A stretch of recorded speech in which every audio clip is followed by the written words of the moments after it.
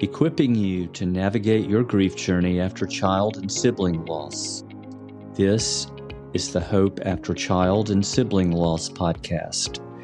On each episode, we explore the many challenges of grief as guests share their stories of loss. It's also a place where you'll hear about God showing up in our darkest moments and restoring meaning, purpose, and hope to shattered lives.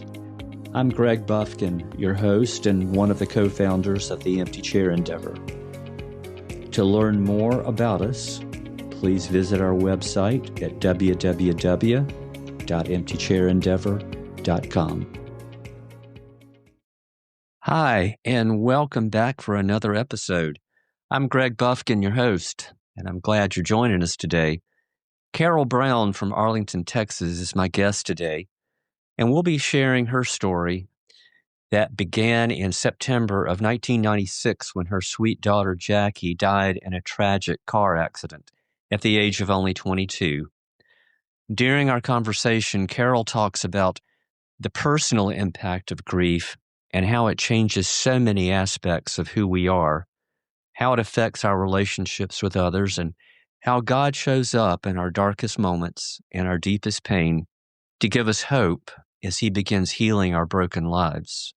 And now here's my conversation with Carol. Well, Carol, welcome to our podcast today. It is so good to have you with us. Oh, thank you. It's an honor to be here, Greg. Thank you so much. Well, I have been looking forward to our conversation. And, before we get started, I usually give my guests a couple of minutes just to share anything that they would like on a personal note.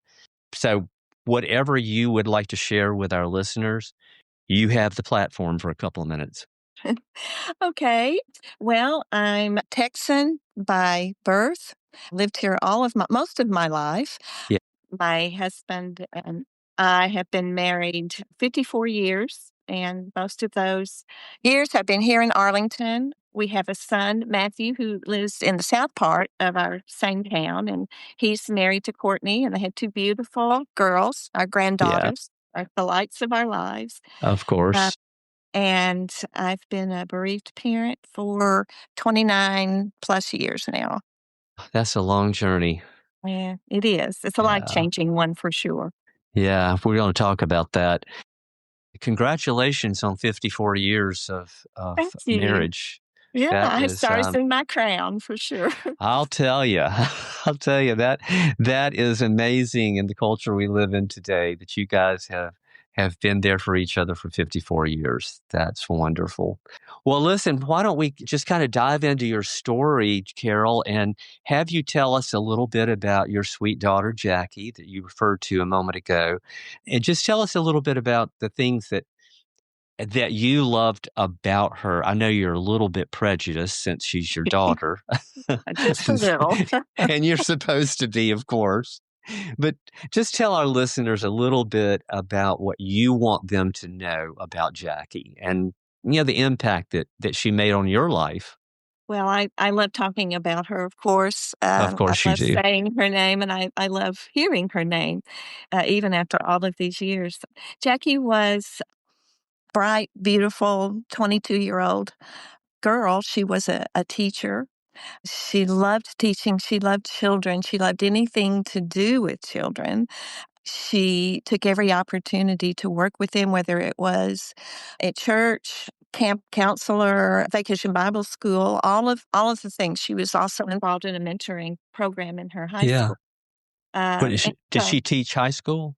She did not teach high school. She was teaching elementary school.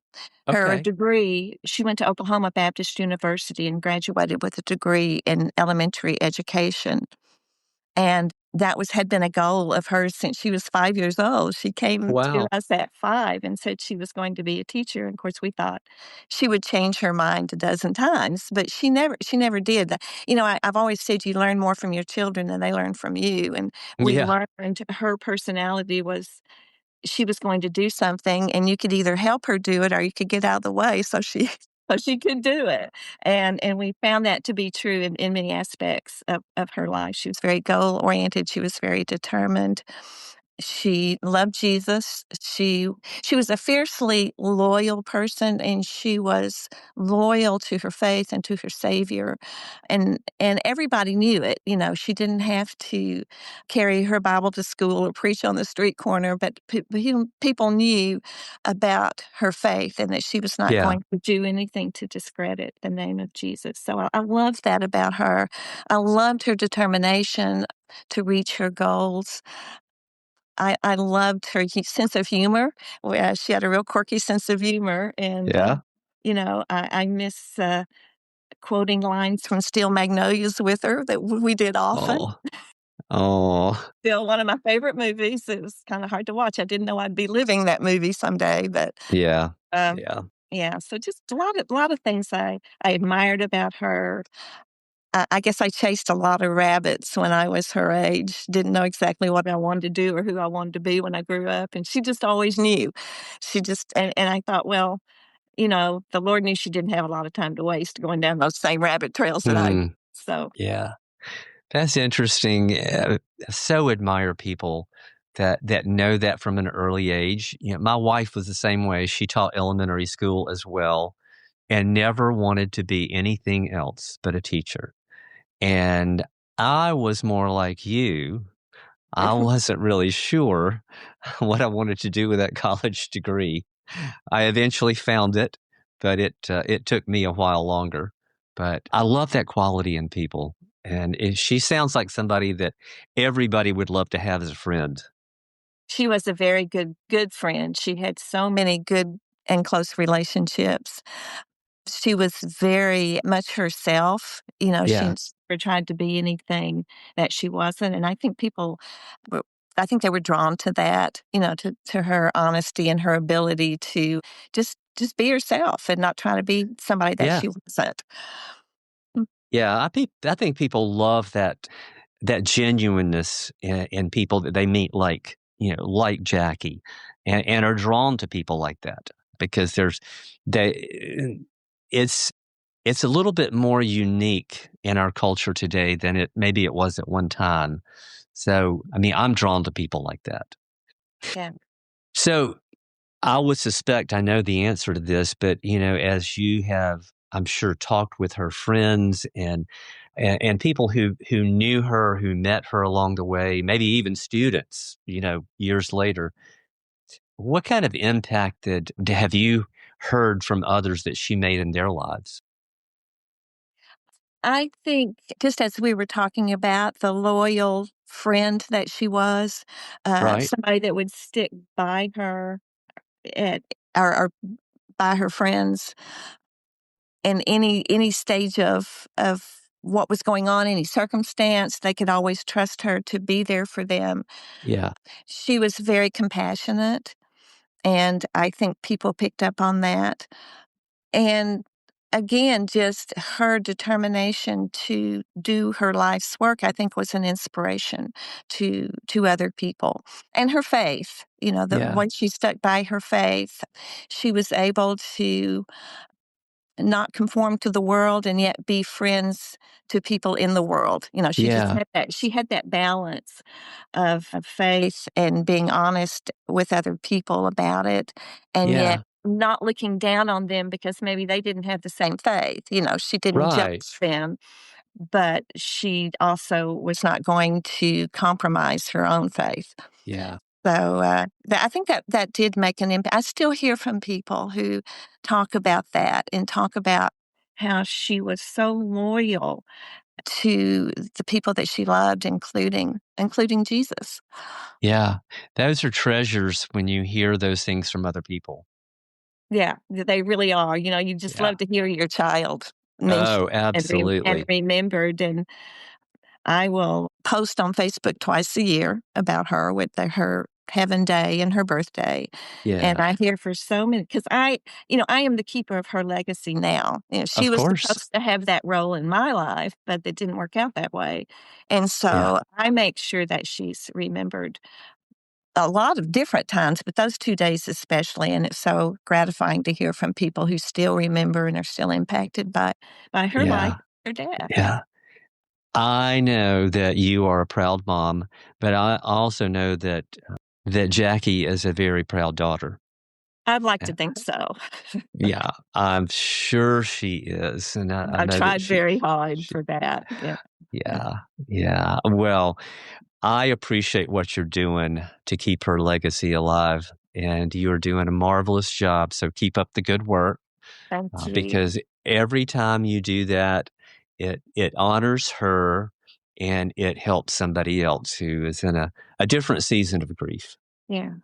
Yeah. Yeah. I would like to think that her death has some meaning for my life and for the things that I do now to try to reach out and help other people. I know that it does. I know that it does. I think the Lord honors that desire in us to do that.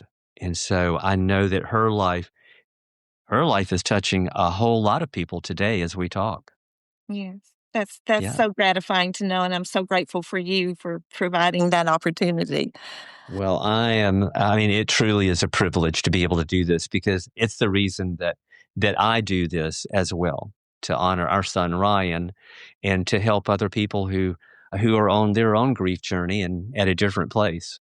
Yeah. So, yeah, so that's our prayers, that that God can use our grief and our suffering to help other people to realize that there is hope on their grief journey, and that joy and grief can coexist side by side. Yes. Yeah. Yeah. Well, for our listeners' benefit, we've talked a lot about Jackie, but our listeners may not know what happened with Jackie. And I don't want to dwell on the death part. I want us to dwell on her life, and that's what we've been doing. But just for perspective for our listeners, could you just take us back in time to what happened that day back in 1996? Yes, 96. Yeah, she had finished her degree, and she didn't get a teaching job until that next year because she graduated in December. Again, she was so anxious to get on with her life that she graduated in 3.5 years, but Wow. it's difficult to find a teaching job in December. So it was that next school term. And she was able to acquire a position at an elementary school in Fort Worth. And at that time, the school was on a year round schedule. So they would go to school 9 weeks and be off for 3 weeks throughout the year. And she got that job 3 weeks after school started. So she had taught about 6 weeks before her first long vacation. And in the meantime, she had been introduced to a young man, godly young man, loved the Lord. They had they just sort of had an instant attraction, which didn't happen to Jackie very often. She had this checklist of any guys in her life, but this guy ticked all the boxes, and as she did for him.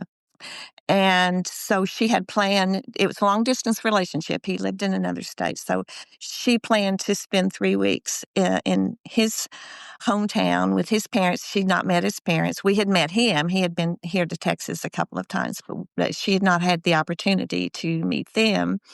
So she's a little nervous about that. But so she got there on a Saturday. I put her on a plane. And in those days, pre 9/11, you could walk the traveler up to the gate. So I'd walked her right up to the gate and watched her go down the little tunnel, never knowing that would be the last time I'd actually see her.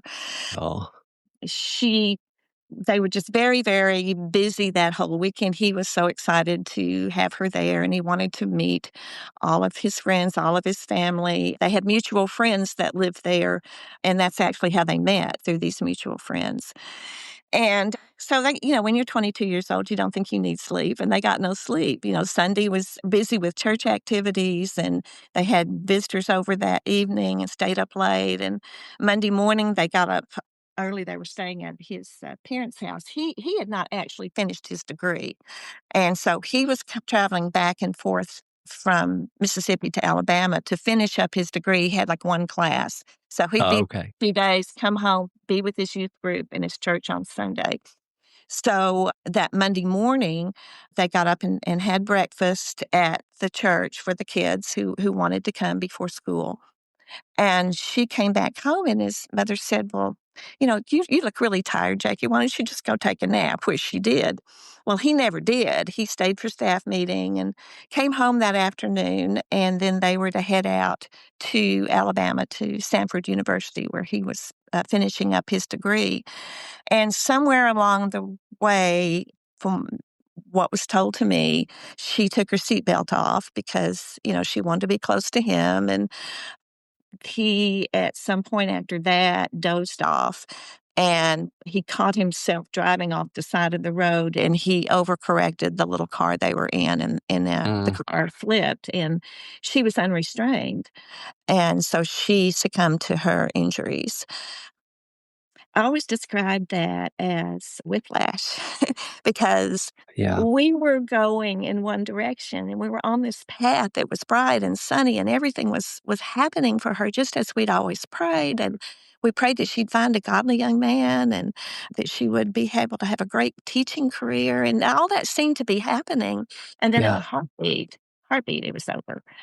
And so we found ourselves on this dark path with no light and no guidepost, and it was disorienting. That's a good word for it. It, especially when it happens in a moment and everything changes, your whole life changes just in a split second. And just did out of curiosity, did her boyfriend survive? Yes, he did. He He did. Okay. did, and he's gone on to have a life. He's a Yeah. pastor of a church there in Mississippi, and his Okay. Okay. family, and and Yeah. I'm glad for him. It was hard at first, Yeah.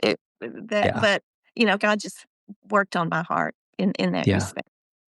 Yeah. That's a process, and it can take a while.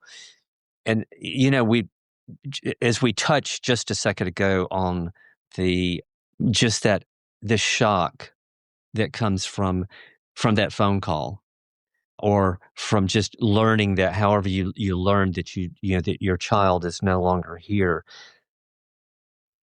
Grief affects us in so many different ways, and it blindsides us. And I think you kind of referenced this a second ago.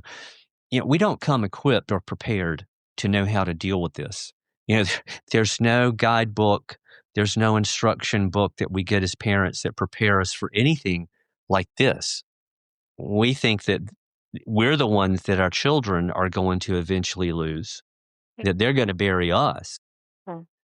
And so nobody, we don't even know what grief is until we lose a child. That's We think we do because most of us have experienced it in some shape or form. Grandparents, a parent, a friend, however it might be, but not a child. yeah. And so, for you, Carol, what what were the ways that the grief affected you the most? Was it physical primarily for you? Was it the mental impact?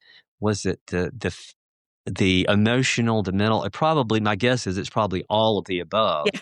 Yeah, I was gonna say yes. Yeah, yeah, To yeah. all of it. Yeah. Yeah, I lost weight. I I had this feeling that I was losing my mind, which I found out later was common. People feel that way. Grief brain. Um, yeah, grief brain, grief fog, all of it.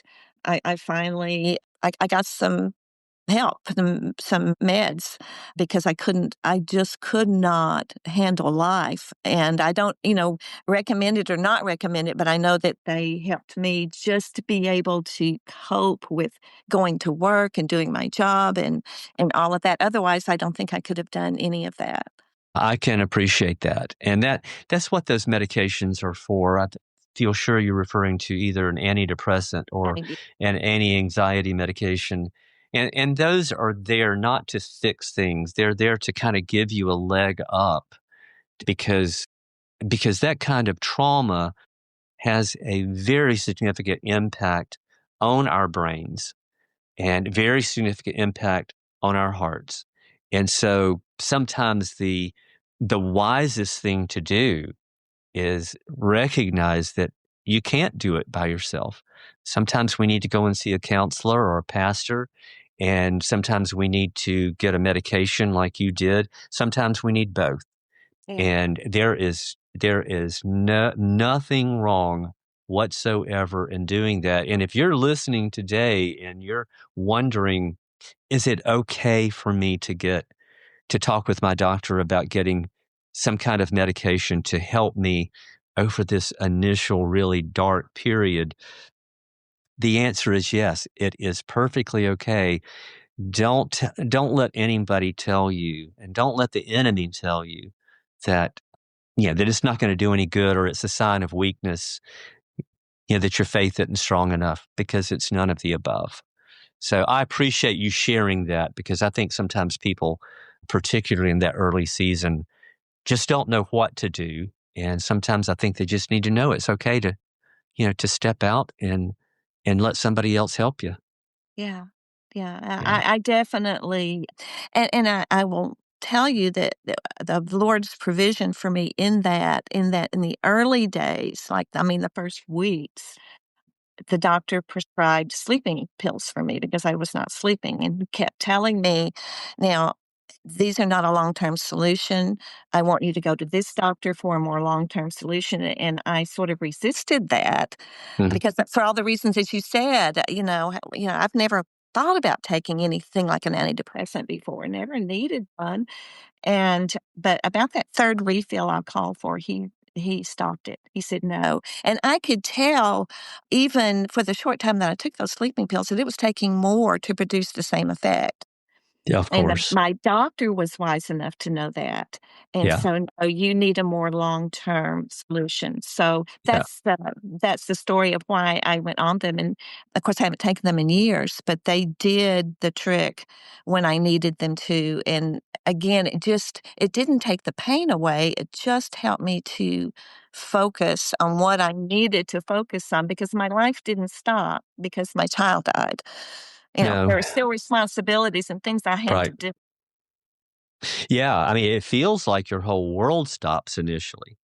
But as you said, we still have responsibilities. And sometimes those responsibilities seem so unbelievably overwhelming that to even think about trying to attend to some of those responsibilities just feels like I just absolutely can't do it. I Yeah. don't want to do it. I can't do it. I don't feel like doing it.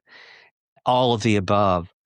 And those medications can sometimes, as we mentioned earlier, they can just give you a leg up, I mean, a starting place to pull yourself up out of that hole that Yeah. you feel like you're in, that it is so deep and it's so dark, and you fear you're never going to get out of it. And so I'm really glad that your doctor was wise enough and cared enough about you to realize that he just couldn't continue to prescribe the sleeping medications as much as you needed that initially, because it grief really does have a detrimental impact on our sleep, Mhm. sometimes too much, sometimes too little. So for you, Carol, what were some things that you found as you look back now? You may not have thought about it that way initially, but as you look back, particularly in that first year or two, what were some things that you can see now that really were beneficial to you on that grief and healing journey, Mm. that maybe other people are looking for? Right, right. I think that the care of other people for me, they hadn't lost children, but th they seem to just instinctively know. I think God used their hearts to reach out to me and to my husband, and just little things like my brother-in-law. We didn't have a pet at the time, we didn't have a dog, and my brother-in-law insisted on buying this little dog for us, and he says, "Look, I'm not trying to replace your child with a dog, but there's something about that unconditional love of a parent. So I think it really could really help you." So we kind of reluctantly agreed, and my husband named her Angel, and she was. Oh, She just seemed to instinctively know that we were grieving, and she just wanted to be with us and around us and surround us. And I thought God must have put that on his heart. He just wanted to do something. And then another time, this friend of mine called me, and in the earlier days of our friendship, we had done a lot of walking, and we kind of stopped doing that for several different reasons. And she called me and she said, "Well, let's go walking again." And I said, "Well, Val, I can barely get across the parking lot to my car after work. I don't know if I'm going to walk that 3 mile yeah. trek that we used to do." And she said, "Well, we can try it. And if it doesn't work, we'll do something else." She was very gently insistent. And so I did. We set a time and we started walking. And after the first week, I remember driving home and thinking, this is the best I felt all day. Because we not Wow. only walked, she would sometimes we would stop in the middle of the street and I would just sob my heart out. And then we would continue our walk, and it might happen 2 or 3 times on the circuit, and then, we would come back to her house, and she would pray over me, Mm, and that was just a time where I could just let all of the tension that I'd have to keep inside at work all day, I could let all of that out. She was a safe haven for me, yeah. and I know that, and it struck me that God provides. That Jackie's death was not a surprise to him. Right. And he provided people years before I knew I would need them. He put them in my life. He put them in place. That really helped with my trust factor, because trust Sure. sometimes can be very damaged when something unexpected like that happens. You didn't expect that God would allow your child to die at the peak, what seemed to us like the peak of her life. And so all of these things that were provided, I think really helped build my trust in God again, when that part that had been somewhat damaged at her death. Sure. Yeah, I understand that from personal experience. And so what you have to sort of encapsulate what you were saying is that we need community. We were never meant to do life alone. God meant for us and means for us to do life in community. And I, like you, Carol, I love how God puts people in our lives before we need them. He doesn't always do it after the fact. Sometimes, yes, he does. He does both. And we had those people in our lives before we lost Ryan. And then a couple of months later, God brought another couple into our lives who had never lost a child. And and they, along with some others, were just a lifeline for us. And like you, I would totally agree with what you said about a dog. We had a 2-year-old Labrador Retriever, female Labrador Retriever, and you're absolutely right. I think God instilled within them a a different sense that they pick up with people. I mean, they are so intuitive with our emotions. I think so. And our dog Bella was, oh my goodness, she was such a comfort for Kathy. So all of those things, we're not telling anybody they need to go out and get a dog, but I would say if you don't have people in your life, let some trusted people in. Let them in to the level where you can talk with them and they'll listen, even if they've never lost a child. And those people are rare. They're not the common. They're not the common friend. They're the rare ones who will just listen sometimes and not try to fix us. Right, right.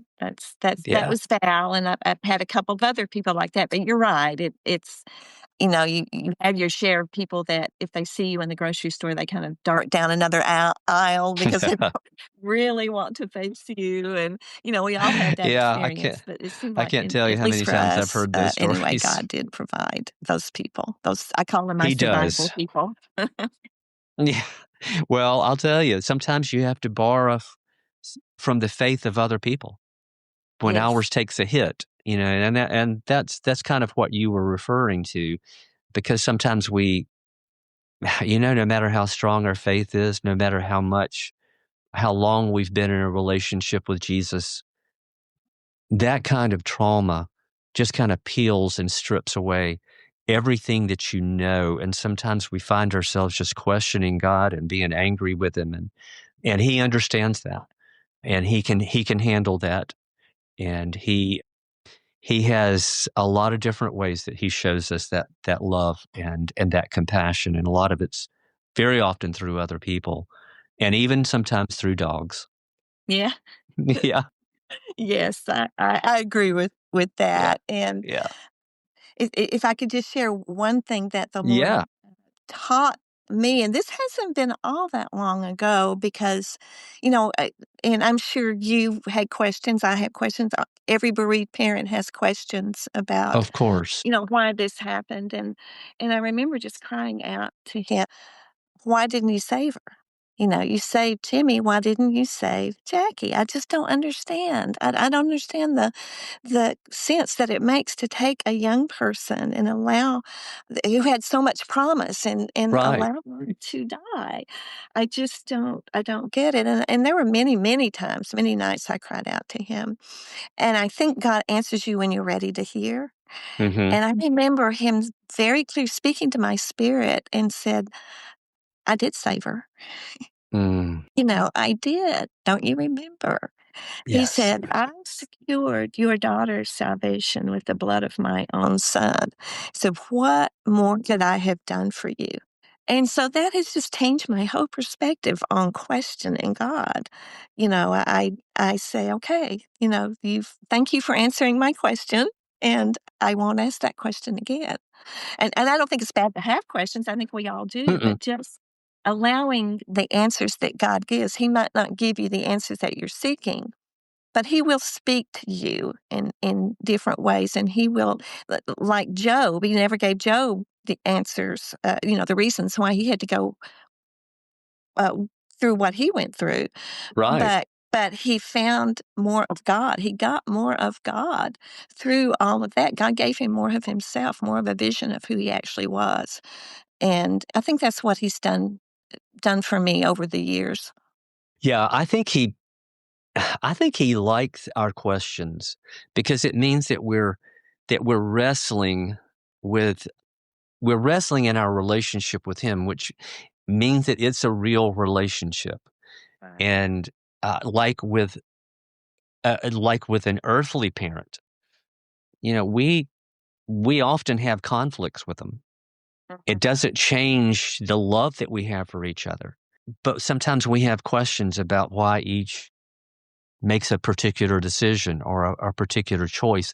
And it's okay to talk about those things because sometimes in that quest for an answer, we do end up learning more about God, and we end up learning more about what he wants to teach us through that. And, you know, God never intended for there to be death in the world. That came as a result of the fall of man with Adam and Eve and sin. But God does redeem things that no matter how bad they are, he can redeem it for good, which is what he's doing today is you're sharing your story. And I know that you work with other grieving parents as well, which we'll talk about in a moment. I do want to go back to something I heard you refer to this when we were talking a few minutes ago, that you had to go to work every day, and when you came home you were absolutely exhausted.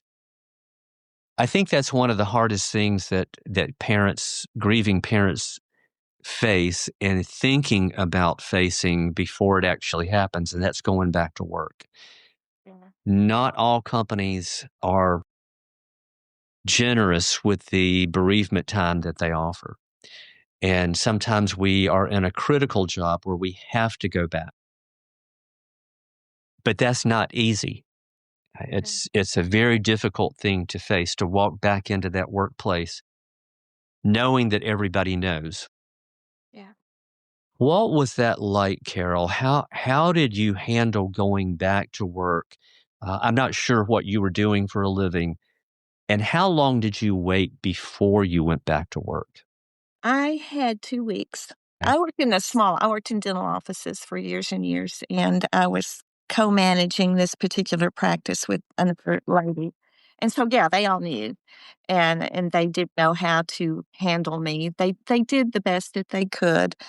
There were times when I had to go in the break room and just I would wrap my arms around myself because I had this feeling that I was coming apart. I was going to go burst into flames or something. I can't explain it, but I would just hold myself to keep myself from just going crazy. And then I'd go Sure. back and I'd do my work and I would interact with patients. Some patients knew, some didn't. Some I shared with, some I didn't. But it was just, I think the Lord just safeguarded me somehow Yeah. because He kept the tears at bay. He kept, I I guess on the outside I looked okay, but the inside Right. I was falling apart. And I Of course. realized after about 9 months, I think, into that, I said, I can't do this anymore. I can't pretend. I really don't care about my job anymore. I don't. I'm not putting the effort into this job that I need to do it well. And so I had a talk with my boss, and I said, and he was very understanding and just so sweet about it. And so I stayed home the whole summer just to get my head together, basically.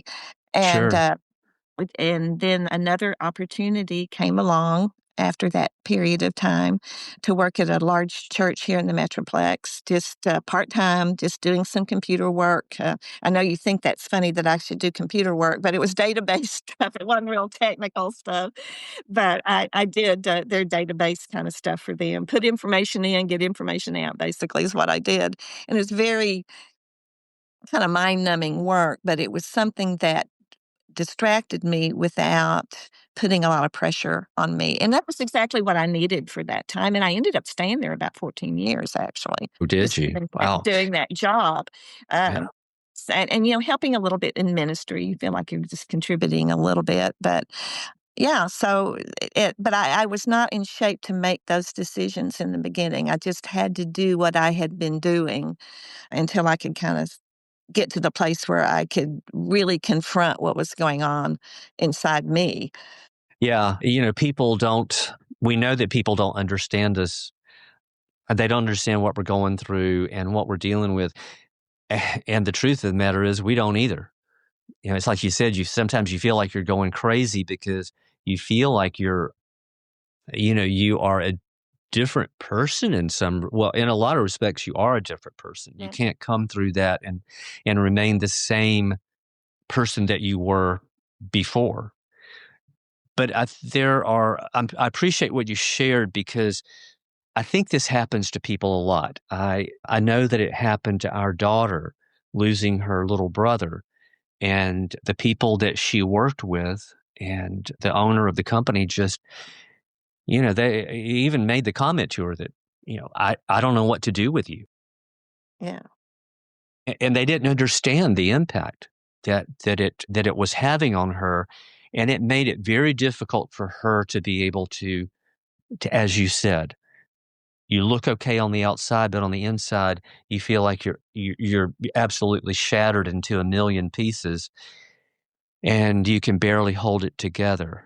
Yeah. So, I think what you shared is so important for somebody that's listening today that maybe is getting ready to go back to work, and you dread that. I think Carol and I both would encourage you in retrospect to talk with your manager or talk with your supervisor about what you're experiencing.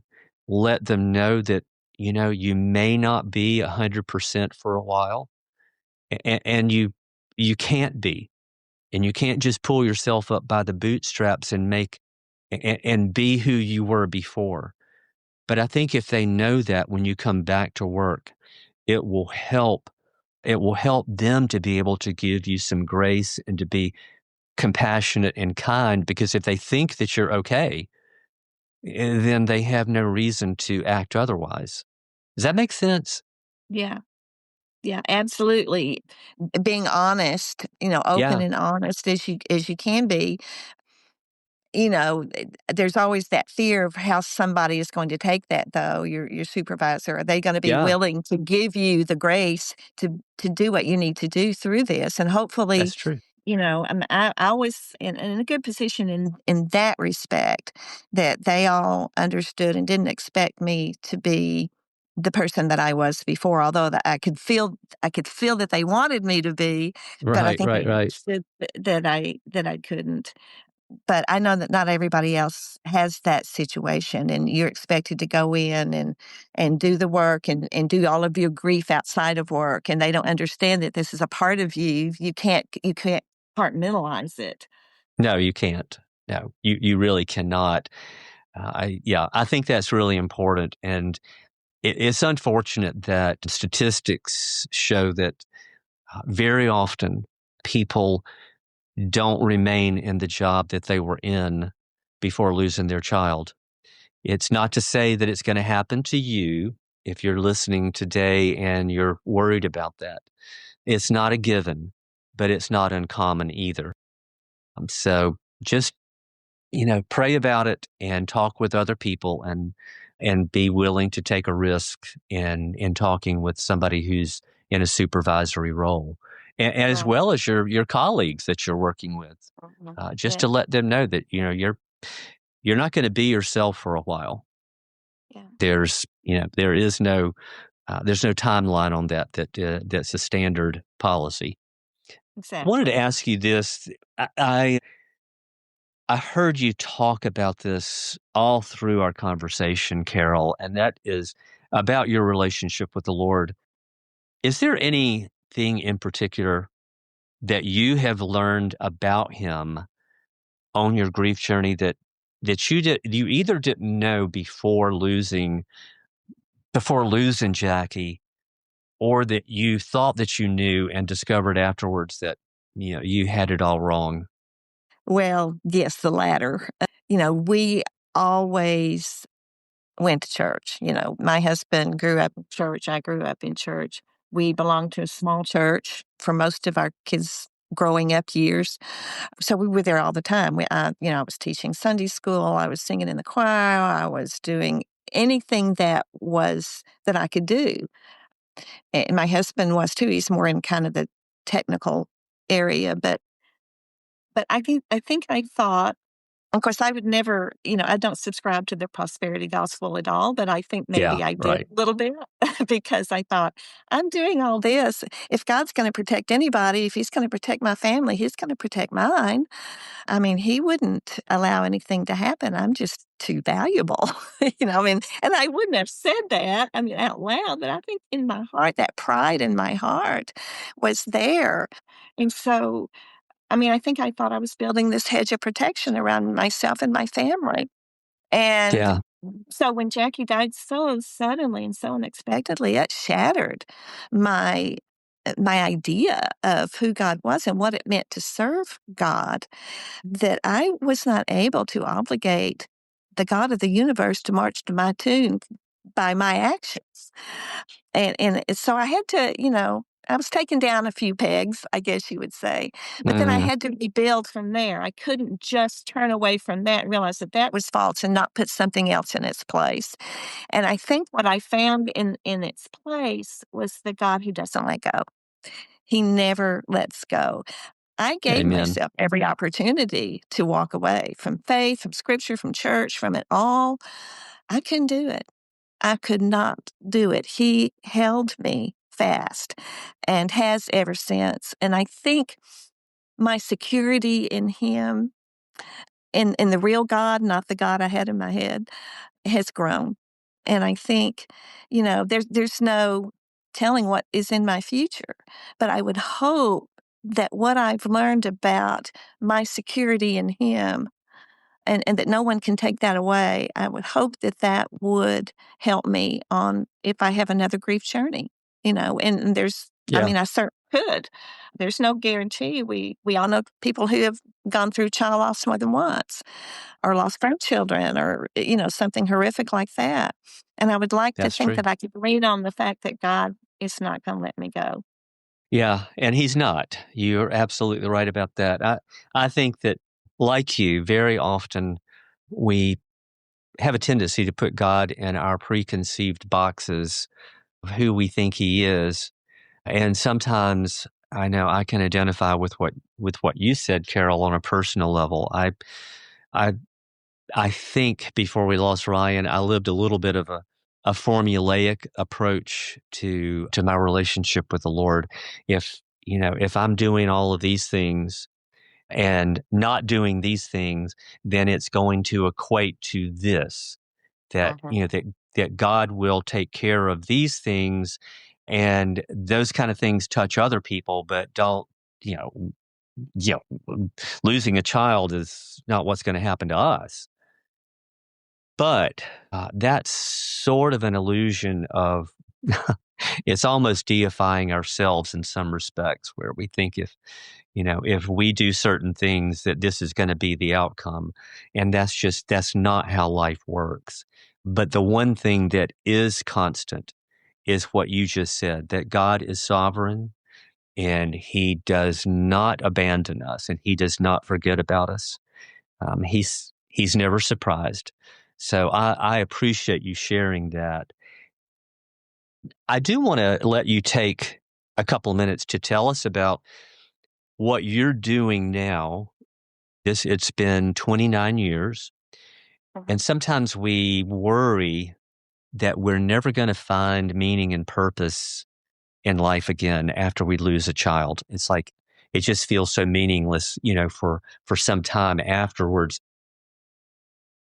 You have found purpose in that. I know that you are a part of a ministry called Our Hearts Are Home, or you participate in what they do. It's a ministry. It's an incredible ministry founded by Dr. Gary and Laura House. And so I know that you shared with me that you're involved in that. So just tell us what you're doing and what that's meant to you. Well, I I tell people all the time that in 1996, we barely had internet. We had the old dial-up Oh, stuff, yeah. and there was no social media had not been invented yet. There were no groups like Our Hearts Are Home or While We're Waiting or Heartache and Hope, Melanie's group.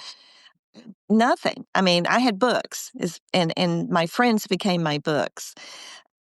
And so when I became aware of first While We're Waiting and then Our Hearts Are Home, I was so anxious to become involved, even though it was years after Jackie died. I thought, I need a community like this. For the first time, I felt like I had a community of parents who had lost children. I had been a part of Grief Share and leading Grief Share groups for years, but this was different, because this was for parents who had lost children specifically.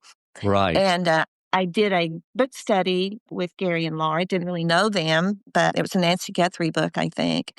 So I got to know them through that and becoming, more involved in their ministry, finding out more about it. And I guess you would say I'm part of the ministry team. I lead a moms group every quarter, so 4 times a year, and we just meet online and just talk about our children. We get to show pictures of our children and Yeah, that's and great. talk about some of the issues and things that we're going through, and just to know that we're not alone, not by ourselves in this. It's an important And I part. Yes, yes, and I remember the loneliness. That was one of the hardest parts of losing Jackie, was just the loneliness of it, even though I had people all around me. So to find these communities was just eye-opening to me, and I thought, "This is a place I can serve. These are things I can do to reach out to others." And so there are conferences 2 times a year, in the fall and in the spring, and I've been to several of those and presented workshops on different subjects, different aspects of grief. And then I got to write Jackie's story, my story and her story, in a book called Until Then, which is just a compilation of different parents who've lost children. They're telling their stories and in hopes of encouraging other people. So Gary and Laura published that. They've published another one strictly for parents of suicide victims. And then there's another one coming out that has to do with miscarriage and stillbirth, which my niece got to write a chapter for that book. So I'm really excited for that one to come out to read Oh, her wow. story. I mean, I know her Oh, story. yeah. I've never seen her written down. So, Right. there's just so many things, and there's book studies available. There's a grief share that's intended just for bereaved parents online. There's just so many opportunities online to meet and to gather, and to encourage one another. This technology, this Zoom, and all of these things where you can just meet from people. I've met people from other countries even that sometimes will Zoom in. Sure. So, Canada, particularly, and Australia. And so it's just such a great opportunity to have that community and to, I receive as much encouragement as I try to give out. So, Of course you it's do. just been a great Yeah. thing it's been a great thing for me coming from no support to realizing that this other support exists. It's growing, it's growing by leaps and bounds, which is a sad thing, but a good thing. Right. Yeah. Absolutely. I couldn't say that better. Yeah, and I think it's important too for people to understand that, maybe you don't feel like you're a group person. Maybe you feel like it's a little bit awkward to hang around people who have all lost children. You're thinking maybe, oh my gosh, that's got to be very depressing.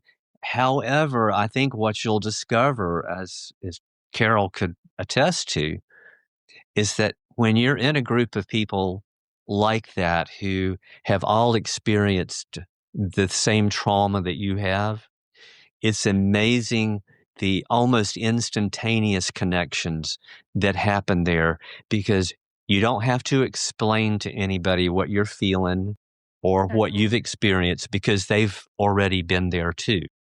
And Yeah. so it's just a community where you can feel the love and support and the understanding that we all need. So Right. check that out online. Again, it's called Our Hearts Are Home. There are several really incredible ministries out there like that one, and I'm so glad that you got involved in that, because now as you help other people, you get helped at the same time. And I think that's the beauty of why God created us for community. Yeah. Right. Yeah. I agree, and I'm grateful for all of these opportunities Yeah. that we have. Yeah. Yeah. We're very blessed because years ago there wasn't very much out there. So Uh-uh. it There was it has no. definitely improved. Yes. Yeah, for sure. Well, Carol, I'm so glad that you were willing to put yourself out there and had the courage to come on our podcast today and share your story and tell us all about your sweet daughter, Mhm. Jackie, and just share with our listeners what that grief journey's been like and how God has met you in that darkest place in your life and has not only preserved your life, but he's given you joy and hope and purpose again in your life. So thank you for Yes. coming and sharing that with us.